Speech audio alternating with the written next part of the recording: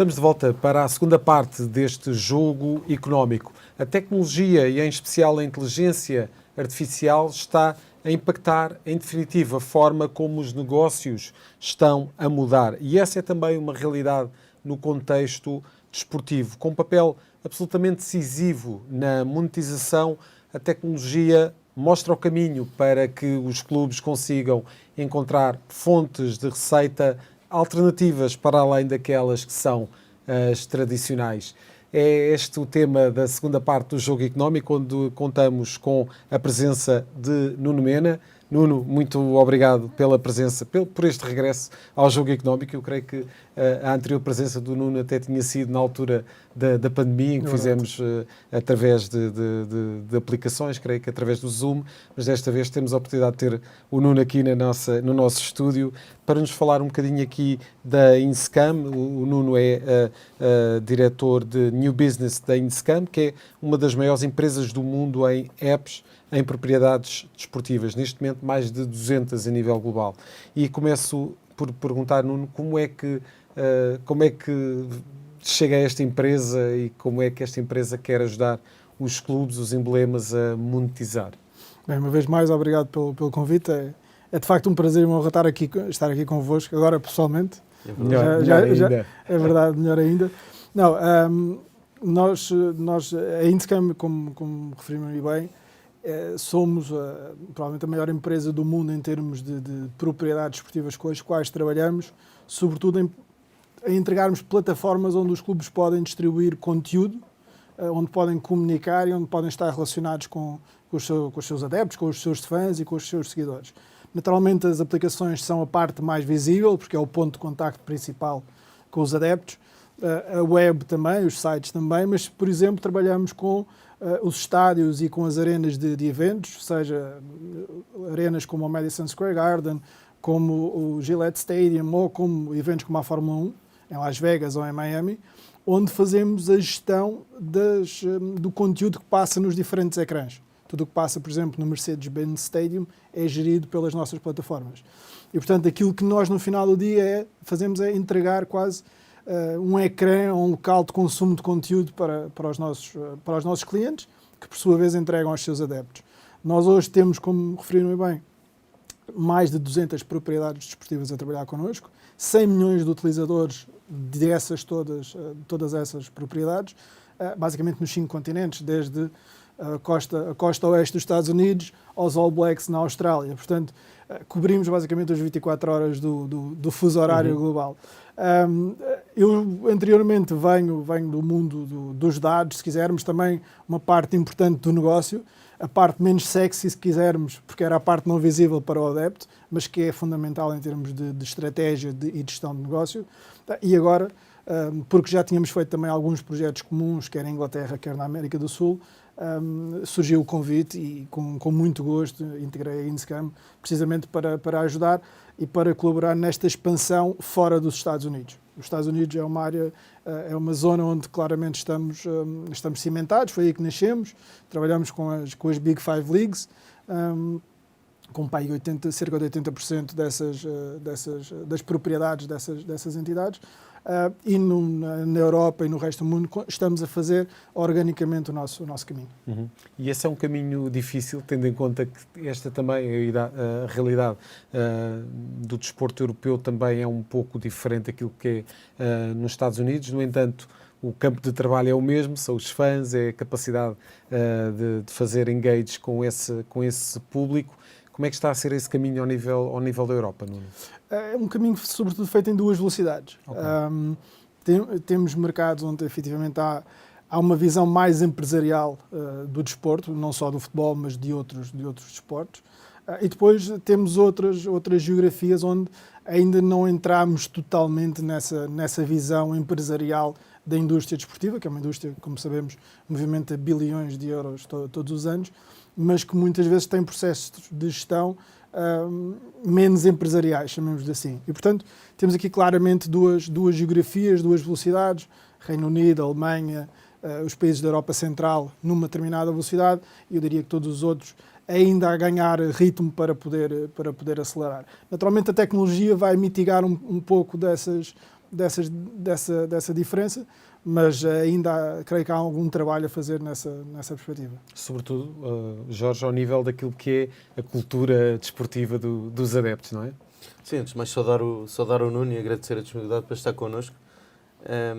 Eu acho que é interessante colocar aqui duas questões. Quando se olha para o mercado da lusofonia, em que medida é que um mercado como o mercado brasileiro e dos clubes de futebol no Brasil é atrativo e isso é um objetivo para a vossa empresa, e depois olhando um bocadinho aqui para a nossa realidade, porque efetivamente quando olhamos para a relação com os adeptos, a relação com os sócios de clubes do Championship, da Bundesliga 2, da La Liga 2 ou da Série B italiana, ou mesmo na Liga 1 em França, a dimensão do mercado português é muito reduzida e eventualmente, de que forma é que o mercado sendo tão reduzido é impossível para os clubes da realidade portuguesa terem essa capacidade de investimento.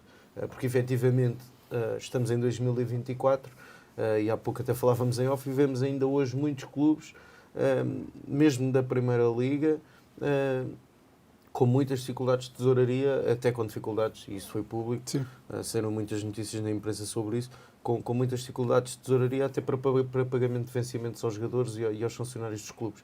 E, portanto, em que medida é que o nosso mercado é possível que os clubes portugueses entrem também nessa dimensão? E depois, não sei se quer dar o exemplo, mas sabendo que o Wolves, por exemplo, é vosso parceiro, olhar para a relação que o próprio clube tem com o mercado asiático, como é que isso foi possível através dos vossos serviços? Muito bem.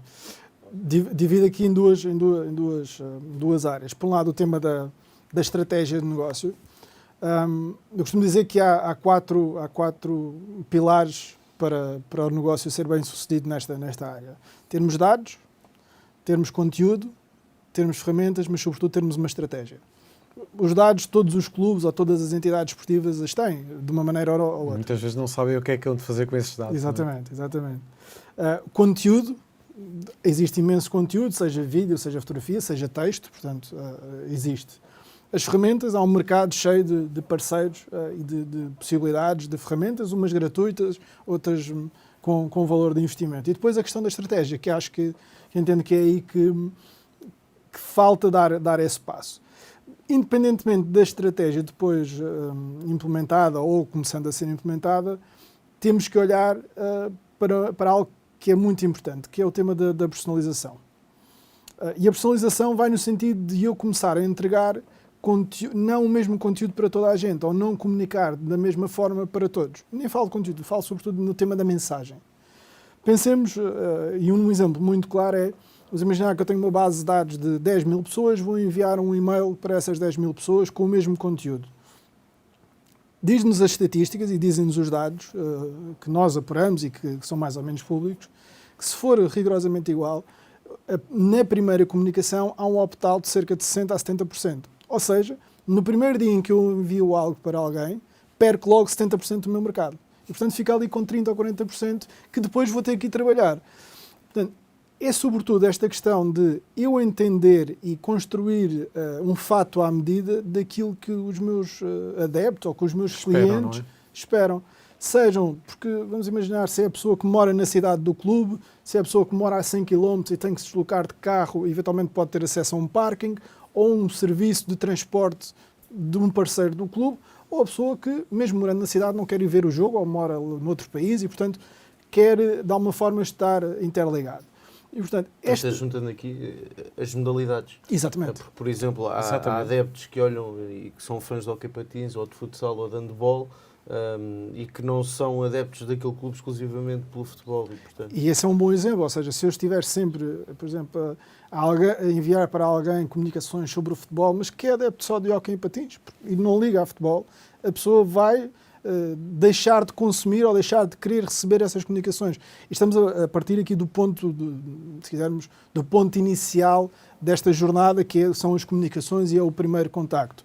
Se depois começarmos a utilizar a tecnologia e as aplicações ou outro tipo de meios de contacto nos dois sentidos, é garantidamente mais difícil que essa pessoa retorne retorna-me a mensagem. E, portanto, há aqui, sobretudo, um trabalho de organizar a informação, perceber o que é que lá temos e, em cima dessa informação, decidir como decidimos, e eu dou sempre estes exemplos ou nas aulas ou em algumas comunicações que faço, que é, da mesma forma que eu olho para todos os elementos estatísticos de um atleta quando o vou comprar e comparo com outros, aqui é a mesma coisa. Eu vou olhar para os diferentes grupos de adeptos que eu tenho. São ativos, não é? São ativos também.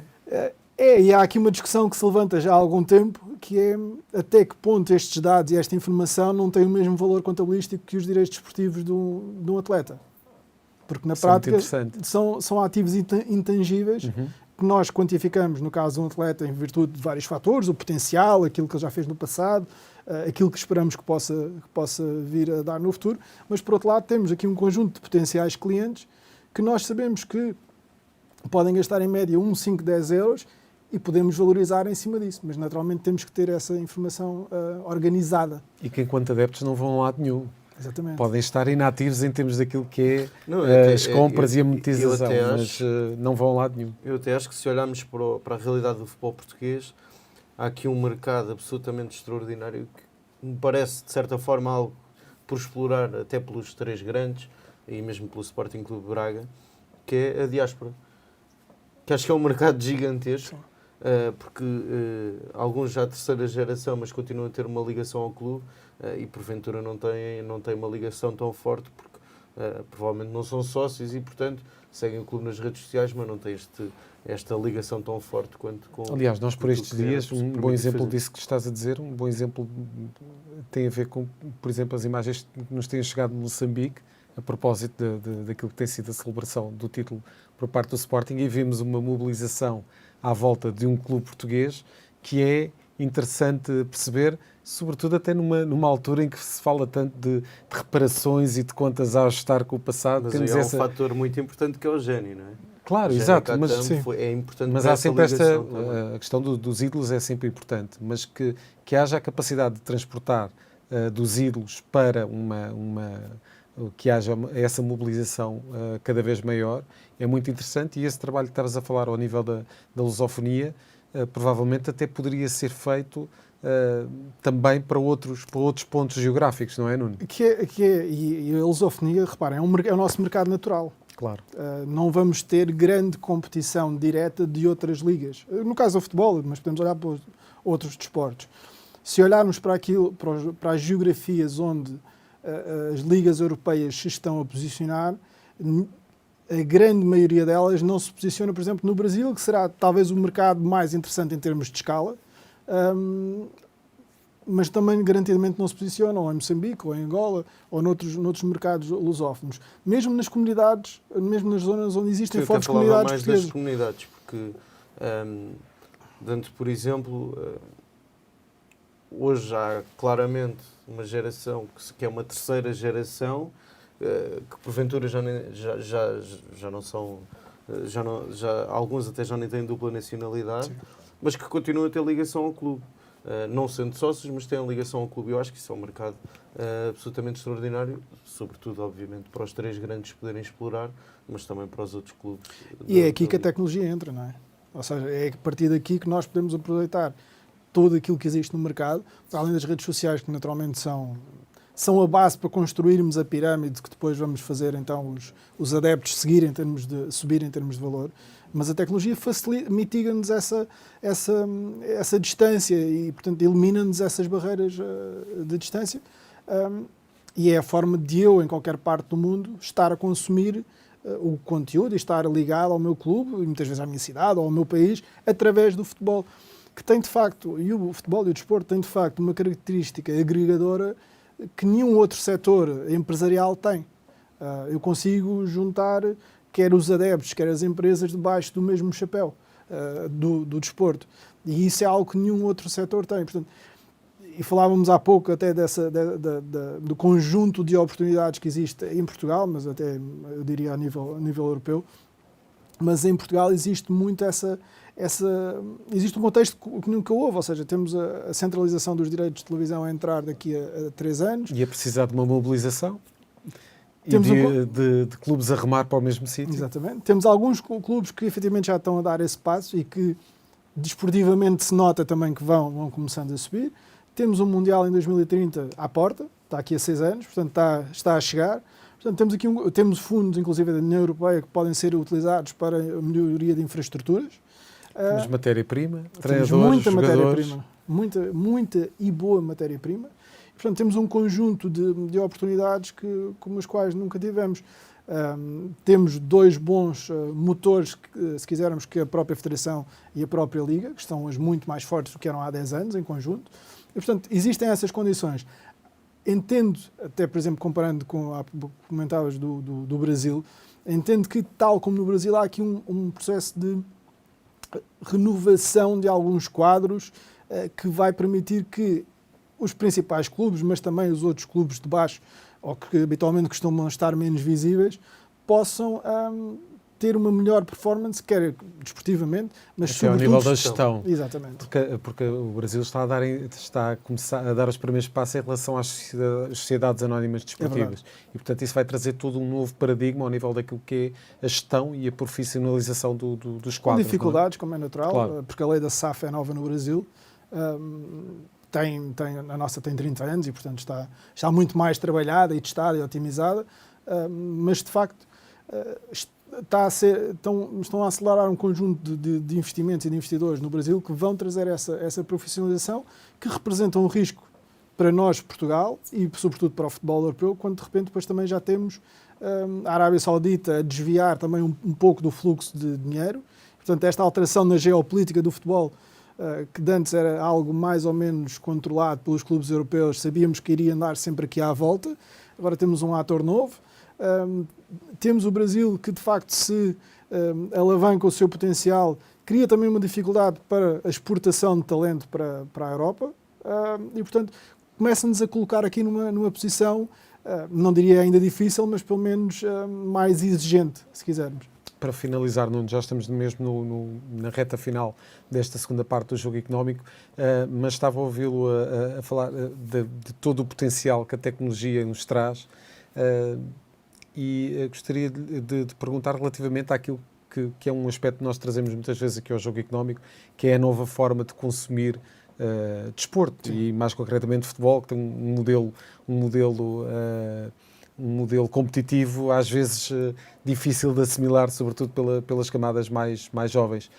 De facto, a capacidade de desenvolver a tecnologia vai ser fundamental para que este tipo de desportos sejam bem assimilados pelas camadas mais jovens, não é? Sim, depende aqui sobretudo da forma como nós vamos utilizar a tecnologia, por um lado, para comunicar aquilo que é o nosso desporto ou o nosso produto, e hoje fala-se muito em produto, sobretudo aqui em Portugal, e foi visível aqui nos últimos, se calhar, 10 meses, o produto ser muitas vezes mencionado. Ou seja, depende da forma como vamos comunicar esse produto e depois depende da forma como vamos fazer chegar ao público-alvo e como é que vamos comunicar com cada um desse público-alvo e o que é que lhe vamos dar em troca. Pensemos em algo tão simples como o facto de ser sócio. O que é que para mim ser sócio de um clube hoje representa?